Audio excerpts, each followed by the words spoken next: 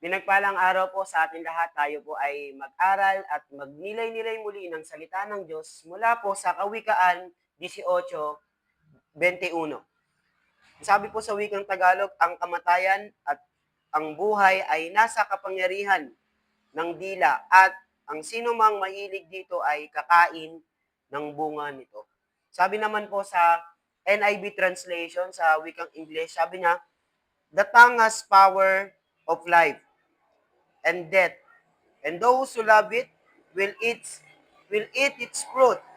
So, ang sabi naman po sa Good News Translation, ang ganda po ng sabi niya po doon, whatever you say, preserve life. Kung ano daw yung sinasabi mo, it will preserve life or destroy it. So you must accept the consequence of your words. Kailangan tanggapin natin yung consequence ng mga salitang binanggit natin o mga nasambit natin. Marahil no sa mga ilang mga panahon na nasabi po natin yan sa tao, sa mga nakapaligid po sa atin. So, today po pag-uusapan natin ngayon is the power of tongue, no, ang kapangyarihan ng bawat salitang lumalabas sa ating bibig. So, ano yung mga nuggets, ano yung wisdom, ano yung guidance o gabay or paalala po sa atin ng ating Panginoon ngayong araw na ito. So alam niyo po, itong verse na binasa po natin, it will emphasize the incredible power of tongue, yung kapangyarihan ng bibig. The fact that the words can bring either life or death. No, yung salita pala ay nagdadala po ng whether buhay o kamatayan. Or it reflect of a deep impact no, sa isang tao. So alam niyo po yung life, no pag-usapan po natin yung life, yung sinabi po dito, 'di ba? Sabi niya the life. So the life refers to the way of words can nurture or inspire. No, yung life pala dito is a way of words can nurture. Yung words ba natin nakaka-equip or nakaka-inspire, nakaka-encourage ba?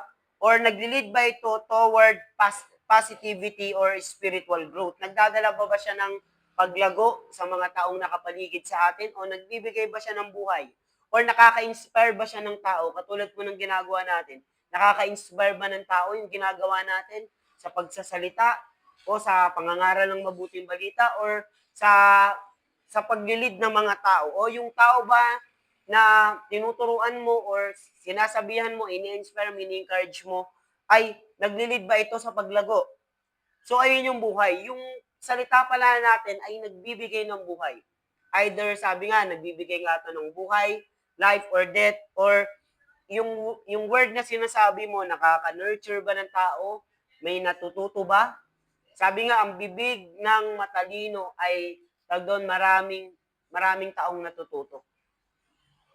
So, o nakaka-inspire, nakaka-encourage, or nagli-lead ba ito toward positive life, or toward faith, or spiritual growth? Lumalago ba yung spiritual na pamumuhay ng isang tao the moment na ikaw ay nagbitiw ng salita? So, pag-usapan natin yung death. So, sabi rito, the life and death. So, what is death? On the other hand, speak to destructive potential of careless hearts, or careless words, or harsh, or deceitful speech. Itong death pala, yung sinasabi pala dito, ay patungkol po sa potential na baka pagsalita ka ng careless word na hindi mo inaasang masasakit pala na salita na sinasabi mo sa tao. Meron po ba tayong nasabing masakit sa tao na hindi niya ngayon nakalimutan? Or merong mga salita na sinabi sa'yo na hanggang ngayon parang nakatanim pa din? O hindi lang parang nakatanim talaga sa isip mo na hindi mo makakalimutan? Or deceitful speech, no? Yung panglilin lang ng bawat salita, no? No, pwede po pala yan, no? Yung death pala, it bring destructive life. Naglilid pala ito ng destructive na buhay natin. Or sa bawat salitang sinasabi natin, marami palang nakakasakit. Or your words can wounds. Nagdadala ba ito ng sugat sa tao? Or yung salita mo ba po ang salita po ay nakakapagdala din po ng discouragement sa tao. Kaya mag-ingat po tayo, no? Hindi lang ako, even yung mga nakikinig po ngayon, mag-ingat po tayo sa bawat salitang binibitawan natin. Lalong-lalo na, no, kapag galit tayo. Minsan kapag galit tayo, doon na, hindi na natin nakokontrol yung mga nasasabi natin minsan. Or, ito yung power ng word, no? At ito yung destructive na word na nakakapag-divide din. Whether family, whether church, whether sa office, or sa isang magkasosyo, sa negosyo, at kahit ano pa, kahit sa isang relationship, nakakapag-divide siya because of the word, careless word na minsan na binibitawan natin. So marami ng mga na-divide or marami ng nawala, marami ng mga tao na tawag doon, wala na sa paligid mo ngayon because somehow, meron tayong mga nasabing mga salita na binitawan po natin. Kaya po, nangyari po yun. So, or even ruin reputation. Nakakapag-ruin po ito ng reputation ng isang tao. Kapag ikaw ay nakakapagsalita ng masakit o hindi maganda sa tao, nakakapagsira siya ng reputation ng tao. No, ang salita pala ay pwedeng makasira ng reputasyon ng isang tao. Kaya tayo po ay mag-ingat sa bawat po salitang ating mga binibitawan. So, etong verse po ay nare-remind din tayo that our words are not just neutral expression. Hindi lang to about expression. It's about instrument of influence. Nakakapag-influensya rin siya. Hindi lang siya nakakapagdala ng sugat, hindi lang siya nakakapagdala ng nakakapag-divide or nakakasira ng reputation ng tao, pero yung salita po ay nagbibigay ng instrumento o ng influence sa bawat nakapaligid sa'yo. Whether sa personal relationship na meron ka, nakakapagbigay pala yan. Meron kang personal na mga relationship or sa loved ones mo, sa family mo, o yung mga kamag-anak mo, kahit sino pa, lalo na ngayon, no, sa season na ganito, no, dapat makapagbigay tayo ng tawag doon ng words na nakakapag-impluwensya. Katulad nito, salita ng Diyos. Di ba nakakapag-impluwensya po sa tao? No, grabe yung Bible. Grabe po yung Bible kasi lahat ng buhay natin ay nasa Biblia talaga. So in our workplace, nakakapag-impluwensya pala yan kahit sa trabaho natin. Sa bawat salitang sinasabi pala natin, no, nakakapag-impluwensya pala sa workplaces or even our community. Or consider how you feel when someone speak words of encouragement or appreciation to you. Isipin mo, no, anong mararamdaman mo kapag merong isang tao nagsabi sa'yo ng encouragement o na-appreciate ka. Sabi mo, ang galing-galing mo ngayon No, grabe yung suot mo. Di ba nakaka-encourage yun? Or grabe, no, ang talino mo. No, ang grabe, ang husay mo kumanta, ang husay mo magsalita, ang husay mo, ang galing mo sa academics, ang galing mo sa etc. No? Kahit ano pa, ang galing ng ginagawa mo sa opisina, ang galing ng ginagawa mo sa negosyo, grabe nakaka-impluwensya ka. No, grabe yung ganon. So whether na-appreciate ka ng tao, grabe na dami mong tinulungan or ang dami mong mga bagay na ginawa ng mabuti sa tao. Di ba nakaka-encourage po 'yon? So, katulad naman, no, eto naman, o kaya naman merong salitang sinabi sa iyo o nakapag-criticize sa iyo or anger that affects or lasting. Di ba kapag meron nagsalita sa iyo nang na-criticize ka or nagalit, di ba nakaka-apekto rin ito, di ba? Or similarly, we are called to recognize the responsibility that comes with the power to speak. No, meron tayong responsibility sa mga salitang sinasabi natin. Whether magdadala ba ito ng buhay o hindi. So unang-una, ano ba yung the concept? Number one is the concept of eating the fruit. So in the latter part of this verse, sabi nga doon, di ba, those who love it will eat its fruit. Sabi doon, yung mga nagsasabi po nung ganon, no, ayun po yung magiging benefit nila. No, ayun po yung magiging benefit nila, magiging fruit nila. So, the points to the inevitable consequence of how we use our words. May consequence po pala kung paano natin ginagamit ang salita na nanggagaling sa bibig natin. Katulad ng farmer, di ba? Anong ginagawa po ng farmer is, nagpa-plant siya ng mga buto or seed. Then, after niya ma-plant, no, mga ilang buwan, mga ilang, di ba, ilang weeks or ilang buwan, then harvest the fruit. Nag-harvest na siya na ngayon ng mga bunga. So in the words we speak eventually bear fruit in our lives, in the lives of around us. Katulad din ng salita natin. Nagbubunga din siya sa buhay natin at nagbubunga din siya hindi lang sa atin, kundi sa mga taong nakapaligid sa atin. Kaya yung bawat salita natin, pag-isipan natin kung ito ba'y nagbibigay ng magandang bunga o masamang bunga sa isang tao. O if we speak life, we will reap peace. Pag nag-i-speak po tayo ng buhay, we will reap peace. Nag-harvest po tayo ng kapayapaan, ng pag-ibig sa mga taong nakapaligid po sa atin, or kaya blessing. It will reap the blessing. Kasi kung ano yung sinabi mo, mangyayari yan eh. Sabi niya, what you confess, you possess. Sabihin kung ano yung sinasabi mo pala, ayun pala yung nangyayari sa'yo. If you speak negative about your life, no, ayun yung mangyayari sa'yo. If we speak faith in your life, ayun yung mangyayari po sa'yo. There is power in tongue. Napakapangyarihan po ng salita ng Diyos na lumalabas po sa ating mga bibig. Or if we speak death, we will encounter division. Di ba? Pag nag-speak ka ng salita na hindi maganda, it will cause division. It will cause bitterness. It will cause pain. Nagbibigay siya ng pain sa tao kapag hindi tayo po nag-ingat sa mga sinasabi po natin. Or the fruit of our speech also apply to our personal growth. Yung salitang sinasabi natin o yung bunga na sinasabi natin, it can apply in our personal growth. Kasi words can shape our hearts.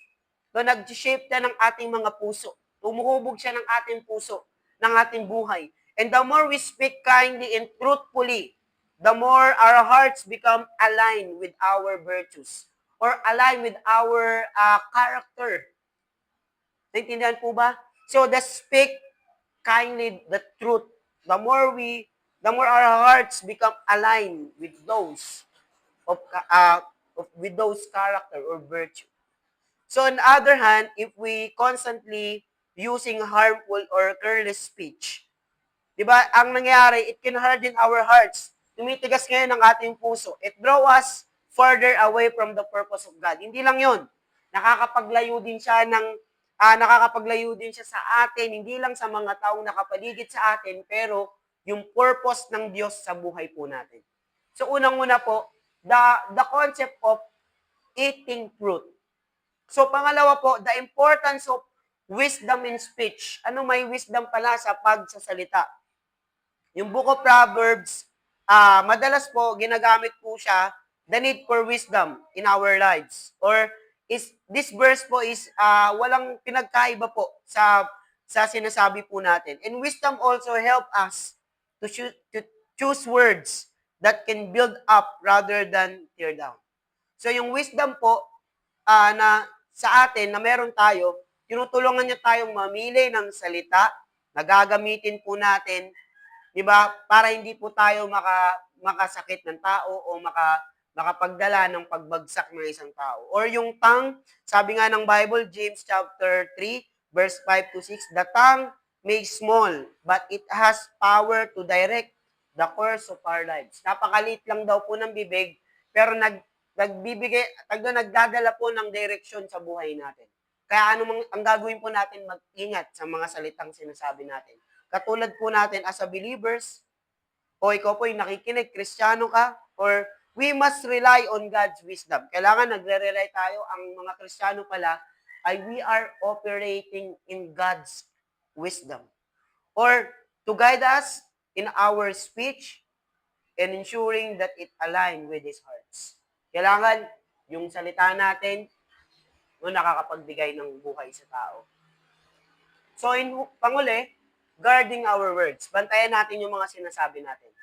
We must also take caution in the moments of frustration or anger, impatience.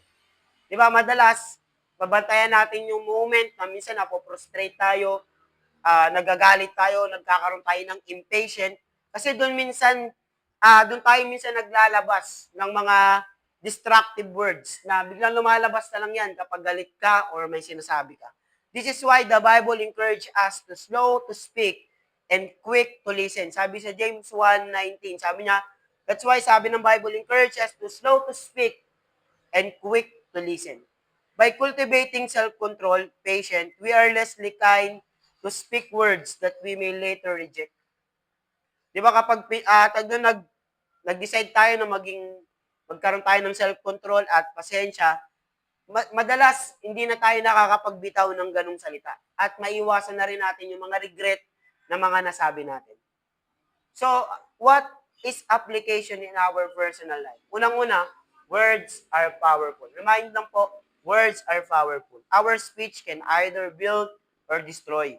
We must be mindful of how we use of them. No? Kailangan isipin natin kung paano natin ginagamit ang salita because napakamakapangyarihan ng salita. Pangalawa, may consequence the consequence of speech. Just as a seed grow into the fruit, our words will produce result, either positive or negative. Yung salita natin, either makakapag-produce siya ng positive or negative sa buhay natin.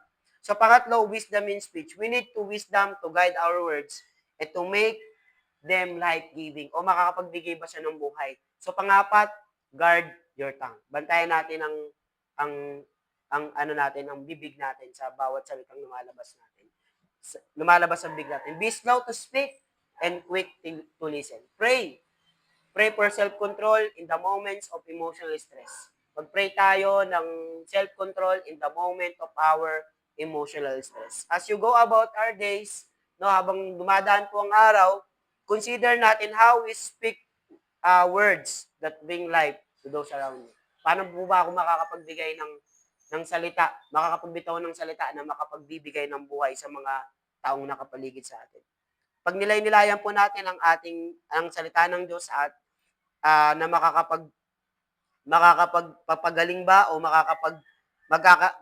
magdadudulot ba ito ng sakit, magdesisyon tayo at mag-commit tayo ngayon na ang gamitin natin ang bawat lumalabas po sa bibig natin na magdadala po ng kabutihan, buhay, o sabi nga, the words can preserve life or destroy it. Mamili po tayo. It will preserve life, magbibigay ba sa atin ng buhay, o makakapagsira ng buhay natin. Tayo po ay mananalangin, tayo po ay yuyuko at mananalangin. Lord, marami pong salamat sa iyong salita na nagbigay po sa amin ng paalala po na makapangyarihan po ng mga salita, Panginoon, na lumalabas po sa bibig namin. Lord, minsan pa, patawarin mo po kami sa mga salitang nasabi po namin at humingi po kami ng tulong sa inyo, Panginoon, na bigyan mo po kami ng self-control na bawat salitang lumalabis sa amin, Panginoong bibig, ay nagbibigay lang ito ng wisdom, ng grace sa tao. Lord, punuin mo po kami ng iyong pag-ibig, para po makapag-encourage pa po kami ng mga tao, makapag-uplift pa kami ng mga tao, Panginoon, na dumadaan din sa mga pagsubok, Lord. Lord, tulungan mo po kami, bantayan mo po kami, bantayan mo ang aming puso, para po makapagbigay ka po kami ng salita, Panginoon, na nagbibigay ng buhay galing sa aming mga bibig. Nawa po, ang aming mga bibig ay makita ang iyong katotohanan, at magbigay ng kaluwalhatian sa iyong pangalan, Panginoon. Lord, I speak blessing, I speak, Lord God, Lord, sa bawat tagapakinig, Panginoon. Lord, speak blessing po sa kanila, Panginoon. I speak healing, I speak restoration, I speak, Lord God, Lord, sa mga nanghina ngayon, bibigyan mo sila ng kalakasan, pagpapalain mo po sila, Panginoon, yung mga nalulungkot, Panginoon, bibigyan mo po ng comfort, Panginoon, yung may mga sakit, papagalingin mo, Panginoon, in the name of Jesus. Lord, maraming pong salamat at naniniwala po kami, Panginoon, na itong salitang narinig namin ngayon ay, Lord, hindi lang tatatak sa aming isip, pero Lord, magbabago ng aming buhay, Panginoon. Maraming pong salamat. Pagpalain mo po kami. In Jesus' name, everybody say, Amen and Amen. Salamat po.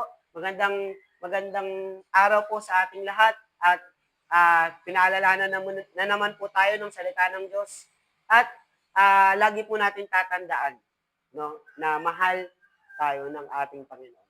Thank you po and God bless.